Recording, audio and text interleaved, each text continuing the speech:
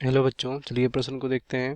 प्रश्न दिया गया है, स्पोरोजोआ का प्रचलन अंग है। पहला टेंटिकल्स, दूसरा रेटिकुलोसाइट, तीसरा पाद और लास्ट में उपरोक्त में से कोई नहीं। सबसे पहले इस प्रश्न का हम देख लेते हैं मुख्य अवधारणा।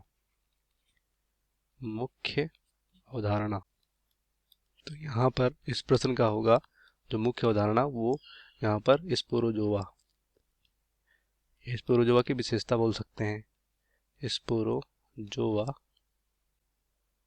यहाँ पर वर्ग। तो बात करें यहाँ पर स्पोरोजोआ, ये किस संघ का वर्ग है? तो ये संघ यहाँ पर प्रोटोजोआ, प्रोटोजोआ संघ का ये वर्ग है।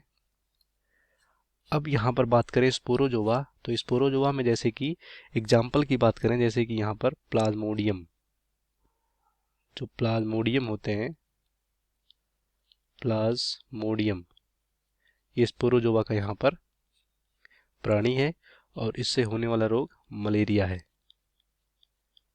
मलेरिया। तो स्पोरोजोआ जो होते हैं यहाँ पर, इनमें प्रचलन अंग है, मतलब प्रचलन अंग का मतलब जिससे ये चल फिर सकते हैं। तो प्रचलन अंग क्या होता है, यही क्वेश्चन में पूछा गया है। तो स्पोरोजोआ जो होते हैं, इनमें किसी तरह का भी प्रचलन अंग नहीं पाया जाता है।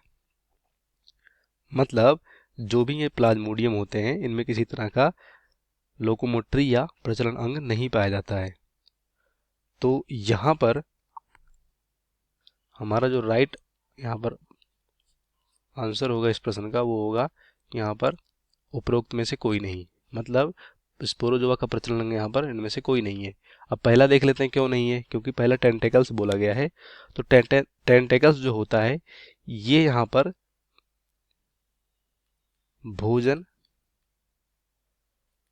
भोजन करने के लिए अंग होता है। मतलब ये ग्रेस्पिंग ऑर्गन होता है या फीडिंग ऑर्गन बोल सकते हो। ये चलने के लिए नहीं होता है। तो यहाँ पर मतलब ये स्पोरोजोआ में भी होता है, लेकिन ये भोजन करने के लिए होता है, चलने के लिए नहीं, तो गलत होगा। उसके बाद दूसरा है रेटिकुलोसाइट।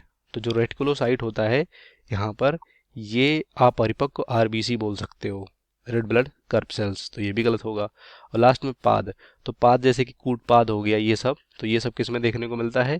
ये सब यहाँ पर अमीबा में देखने को मिलता है। और अमीबा यहाँ पर स्पोरोजोआ वर्ग का प्राणी नहीं है, तो ये गलत होगा। तो इसीलिए हमारा इस प्रश्न का सही विकल्प होगा वो उपरोक्त में से कोई नहीं होगा। तो उम्मीद करते हैं आपको प्रश्न समझ में आया होगा। धन्यवाद।